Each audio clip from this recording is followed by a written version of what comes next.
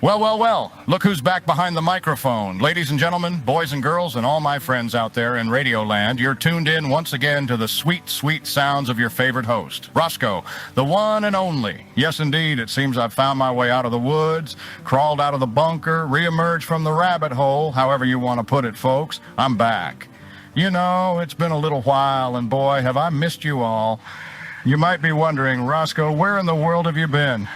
Well, without getting into too much detail, and believe me, it's a tangled web, let's just say I've been on a bit of a legal sabbatical. Yeah, I got myself into a bit of a dust-up with some folks who didn't take too kindly to my, let's call them, expressive ways.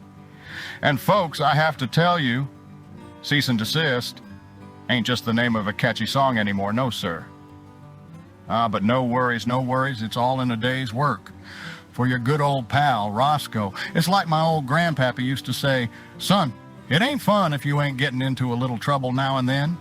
All right, now that that's all out in the open, let's turn to the subject of the hour, or rather the man of the past couple weeks.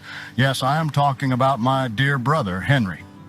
Oh, I tell you, folks, sitting at home, turning on the radio and hearing his voice, it was something else. Now, I know, he was a bit of a fish out of water at first, bless his heart. But you know what? I think he did a bang-up job. More than once, I found myself chuckling at his awkward pauses and fumbling through those note cards. But in the midst of all that, there was an honest charm. Wouldn't you agree? A real slice of life feel to it. It was a refreshing change of pace, I must say. And truth be told, I enjoyed being just a listener for once, you know. Just sitting back, sipping my coffee, and laughing along with all of you. Gotta say, it seems to me that old Henry might have got bitten by the radio bug while I was out. I don't know about you folks, but I wouldn't be surprised if we hear more of his dulcet tones on the airwaves sooner rather than later. Heck, I wouldn't be too surprised if we heard his voice on this show again before too long. All right, now let's dive into what we've got lined up for today's show. First up, we're going back to our roots with some listener-submitted stories. I've got a stack of letters here as thick as a phone book. Seems like you folks really took to heart my absence as a chance to share your own spine-chilling tales. We've got everything from eerie encounters with the unknown to stories that make you question whether your next-door neighbor might be from another dimension. Then, for Roscoe's weekly tale, I've got a good one for you. An old friend of mine shared this with me, and I've been itching to pass it along. It involves a haunted jukebox, a mysterious song from the 40s, and an all-night diner that might just serve up more than your typical bacon and eggs. I promise you, it's a humdinger. After that, we'll delve into some music from the deep. We're going under the radar, as always, to bring you some sounds that'll echo long into the night. Unheard, underappreciated, and unbearably good tunes. That's what we aim for here on Delta Deep. Finally, we'll end the show with our call-in segment. I know Henry didn't feel quite up to the task, but you know me, I'm always game for a good chinwag. So dust off your phones, folks, because I'm itching to hear your voices once more. But before all that, I just want to say once more how good it feels to be back. I missed you, Delta Deep listeners. Let's make this a show to remember.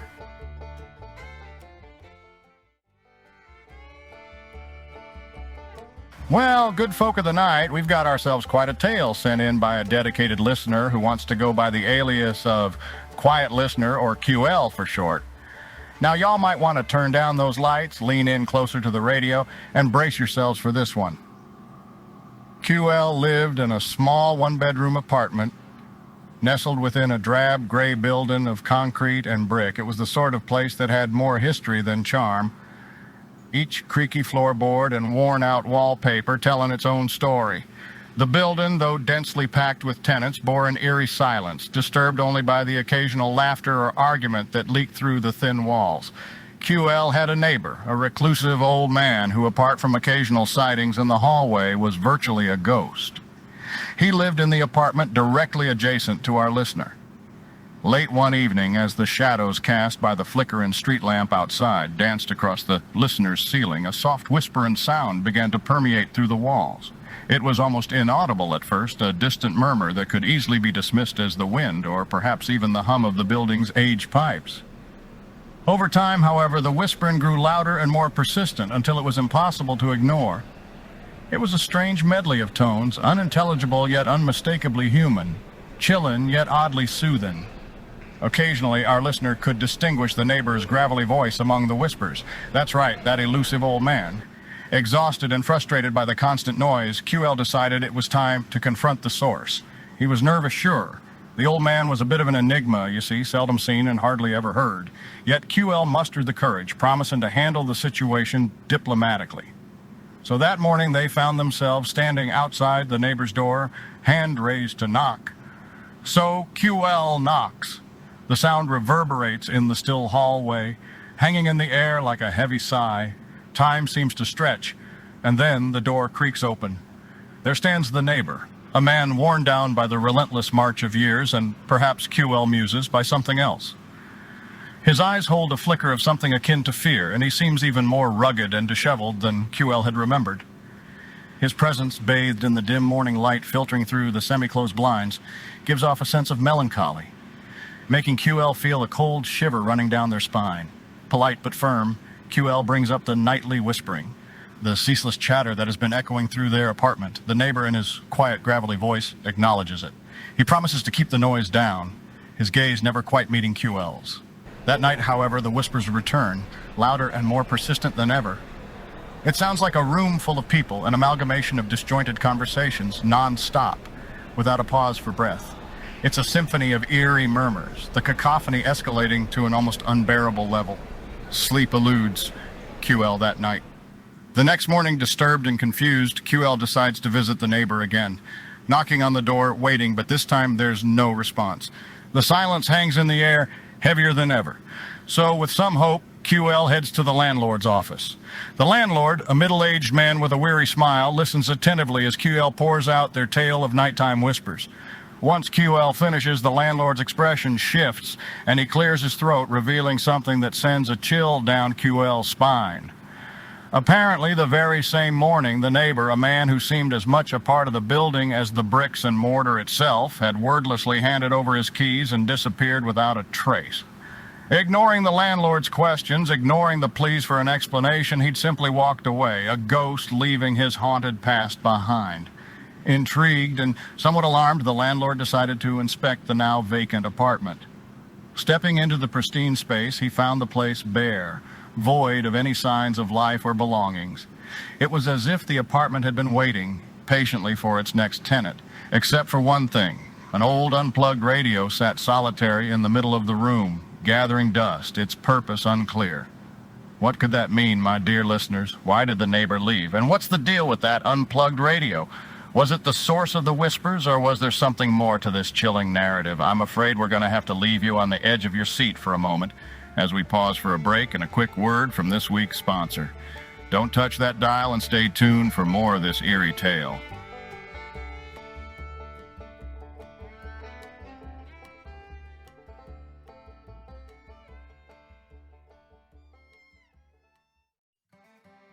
All right, folks, this week's sponsor is All-American Gunsmith, and boy, do I have a story about this one.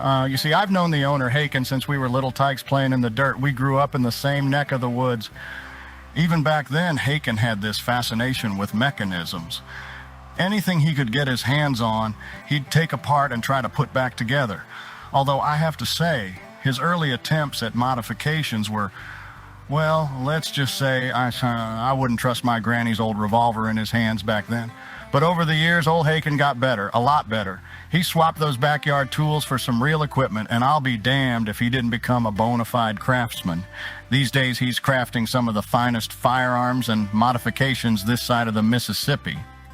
So if you're in need of some upgrades or just looking for a new piece, head on over to All-American Gunsmith. Heck, even if your old firearm is acting up, Haken's the one to see. And tell him Roscoe sent you. He might just give you a friendly discount. Just don't mention the time he nearly blew his eyebrows off trying to modify his first shotgun. He's still a bit touchy about that. All right, folks, now let's get back to the mysteries at hand. You're listening to Delta Deep with Roscoe.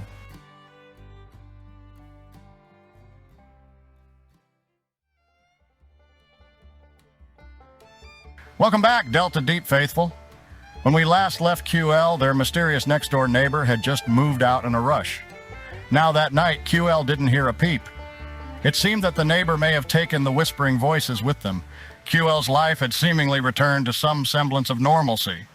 And for a while, everything was as quiet as a deserted street in the wee hours of the night. Peaceful. Too peaceful, perhaps. Now remember, QL was an avid night owl, the type to nestle in front of their television, surrendering to the hypnotic allure of late-night shows. But one particular night, things take a turn for the truly uncanny. Imagine this. QL dozing off on their couch, the glow of the television casting eerie shadows on the room. The room is filled with the monotonous droning of static, as the channel had switched off after midnight. But then, slowly, as if waking from a deep slumber, the static begins to whisper. Frozen in a mix of fear and sleep paralysis, QL is forced to bear witness as the whispering voices in the static start growing louder, like a gathering storm. They surge and cascade, coalescing into an audible torrent that fills the room, suffocating in its intensity. In the middle of this maelstrom, a figure begins to form in the static. A shapeless blob at first, but it gradually gains definition. A face forming out of the nothingness, mouthing the words spoken by the myriad voices. Now, I need you to picture the scene. QL, stricken by sleep paralysis, laying helpless on the couch as this specter forms in the television static. And it's not some vague, shadowy figure. Oh no. This thing had a head, eyes, a mouth. As it forms, the whispering starts again, but this time it's louder, more insistent, as if each voice in that symphony of whispers is trying to outdo the other. The figure moves closer and closer to the screen, as if threatening to burst out into QL's world at any moment. Finally, the paralysis lifts and QL manages to stand.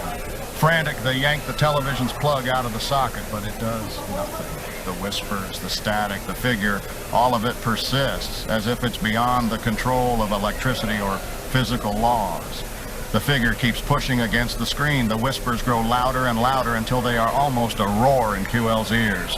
In an act of desperation, they grab a heavy object from their apartment and just start wailing on the television screen. Glass shards fly, sparks scatter, and the room is filled with the destructive echo of reality clashing with the unknown. Finally, it's over. The television screen is nothing but a shattered mess. The voices are gone. The figure has vanished. All that's left is the sound of QL's heavy breathing and the echoes of their heart pounding in their chest. Then, darkness. When QL awakes, they are in their bed. No memory of how they got there, no memory of anything after that final desperate act. It's easy to believe it was all just a terrifying dream. But as they go about their morning routine, they step into the living room and freeze. There, in the stark light of morning, is the shattered remains of their television. It wasn't a dream. The realization that it was all real hits like a freight train. QL's letter wraps up with, "The whispers have ceased, the man in the television has not returned. But the silence now, it feels heavy waiting. If anything else happens, I promise to write in again. Regards, your quiet listener." With that, we reach the end of this chilling tale. It's stories like these that remind us to be cautious when it comes to the unexplainable, to tread lightly on the edge of the known and the unknown. QL, thank you for sharing your harrowing experience. Now, I was hoping to soothe your senses with some spectral symphonies during the music segment, but it seems fate had other plans. I was trying to fiddle with the cassette player during the break, give it a little TLC, but as my old grandpa used to say, if it ain't broke, don't fiddle with it. And now my fiddling seems to have enhanced its brokenness. Yes, folks, I believe I've inadvertently turned a slight cough of a problem into a full-blown pneumonia. I assure you, the irony of breaking it further is not lost on me. Well, no use crying over spilt milk, or in this case, malfunctioning cassette players. But let's not get disheartened, listeners. Our trusty Garrard turntable still stands strong, ready to serve the community, so our call-in segment remains unaffected. So stick around for that. But before we move on to the next segment, I think we could all use a short breather. Maybe it's time for me to fiddle around with a coffee maker, huh? And you, dear listener, grab yourself another sweet tea and get cozy. We'll be back.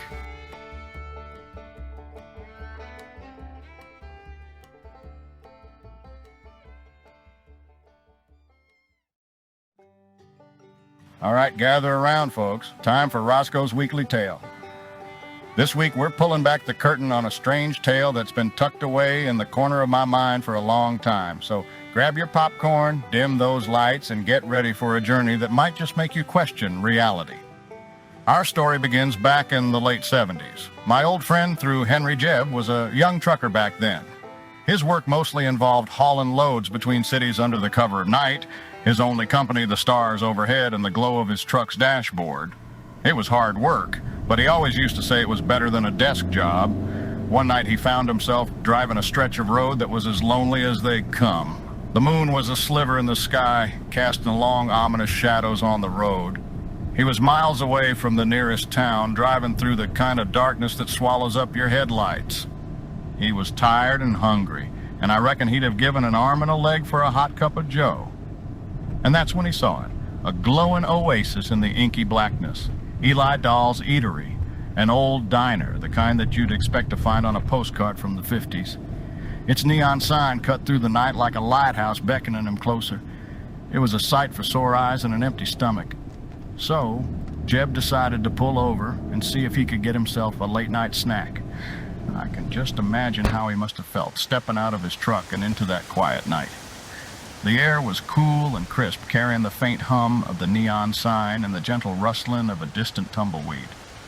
The diner stood there, a beacon in the darkness, promising respite from his loneliness. As Jeb pushed open the diner's door, the warm glow from inside washed over him, providing an instant comfort from the chilly night. The diner was quintessential Americana, with checkered tiles, red vinyl booths, and a long counter lined with chrome-rimmed stools.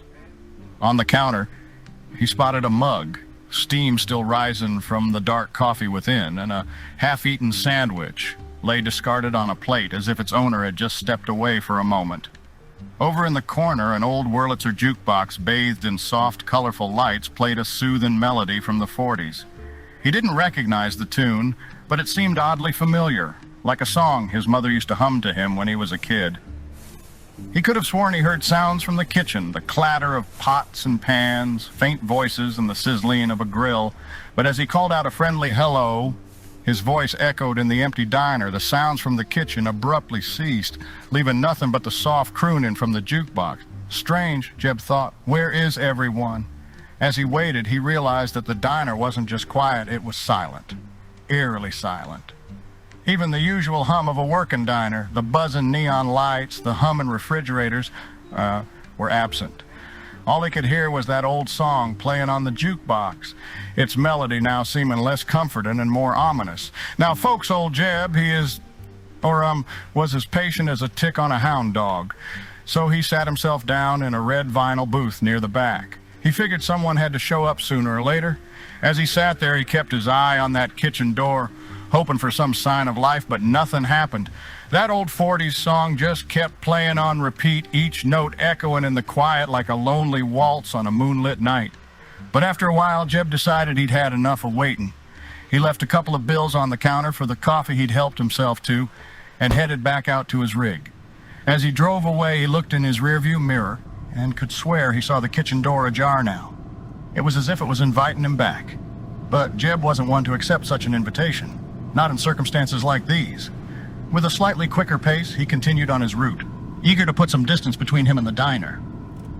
As he was driving, he noticed something out of the corner of his eye. It was a large buck, standing tall and proud on the side of the road. Its antlers were wide and majestic, glistening under the pale moonlight. All right, folks, time to take a little breather. I know, we're just getting to the good stuff, but old Roscoe needs to wet his whistle. Don't go anywhere, though. I'll be right back with more of Jeb's eerie highway journey. Just keep your seatbelts fastened and hold tight. It's going to be a wild ride. We'll be back.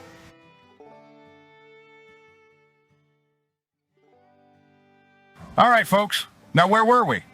Ah, yes, Jeb had just passed that majestic deer, its eyes glinting in the headlights of his truck. He'd been driving for a good while after, seeing nothing but the long, lonely stretch of moonlit highway. Then he sees it, right there on the side of the road, Eli Dahl's Eatery. Same old neon sign, same old diner, just like before.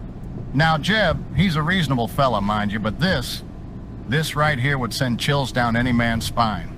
He slows down his truck, rubbing his eyes as if he can't believe what he's seeing. He pulls over and peeks inside the diner just like he did before. And it's the exact same scene as before, folks. The jukebox playing the same old tune, the half-eaten burger on the counter, the book lying open. Only this time the door to the kitchen is wide open, revealing nothing but an inky, yawning darkness. He steps back, feeling the hairs on the back of his neck stand up. He looks around, half expecting to see someone or something. But there's nothing. It's like the world's paused and he's the only one still moving. So Jeb does what any sane man would do in that situation. He hops back in his truck and puts the pedal to the metal. He doesn't even look back as Eli Dahl's eatery fades from his rearview mirror. Jeb was a man of steel, folks, I'd tell you, but even a man of steel can bend under the weight of the uncanny. As he hurtles down the highway, desperately trying to put as much distance as he can between himself and that eerie diner, he sees something in the road ahead.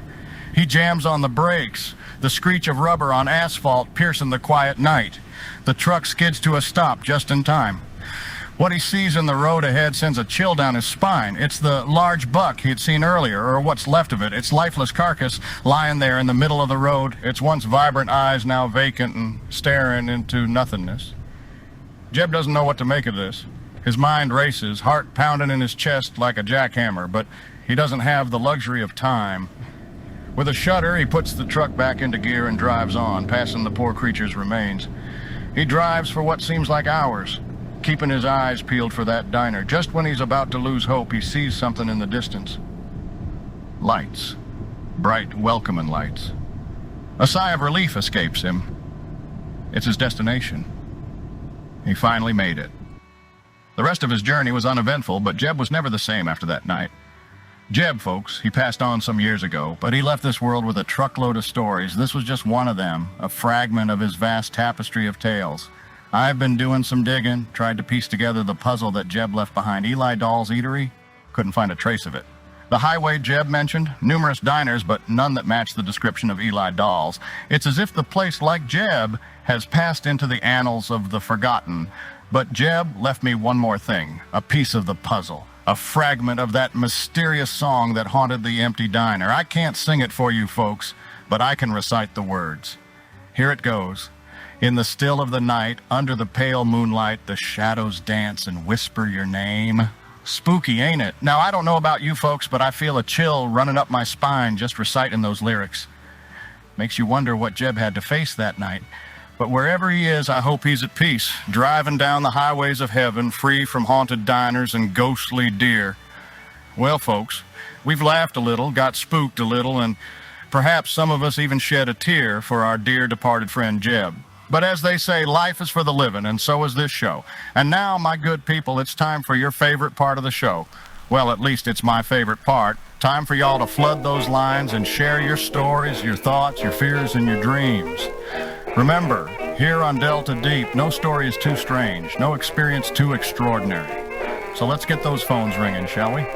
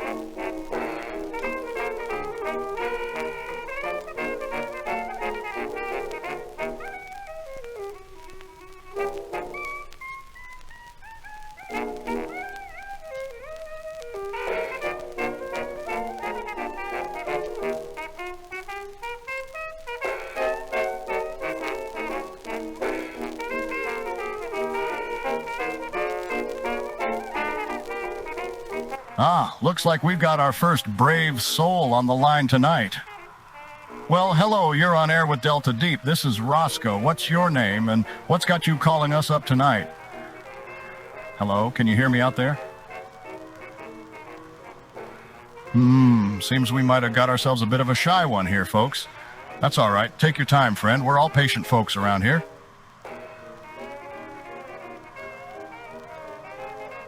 Well, seems like they've changed their mind about sharing, and that's okay, too. Remember, no pressure here on Delta Deep. We'll keep the lines open for anyone else who's got something to share. Don't be shy now. Give us a call at 0189.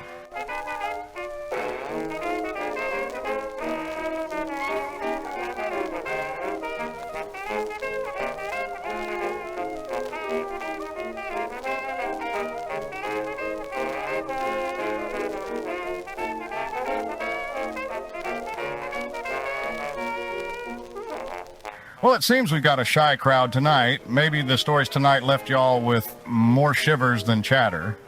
That's all right. There's always next week. You know, sometimes silence can say a lot more than words, and maybe we just needed a bit of quiet tonight. In this world that's always so loud, it's nice to have a little calm once in a while. But since we're wrapping up early tonight, I'll leave you with this. In this world full of noise and rush, take some time to listen to the silence.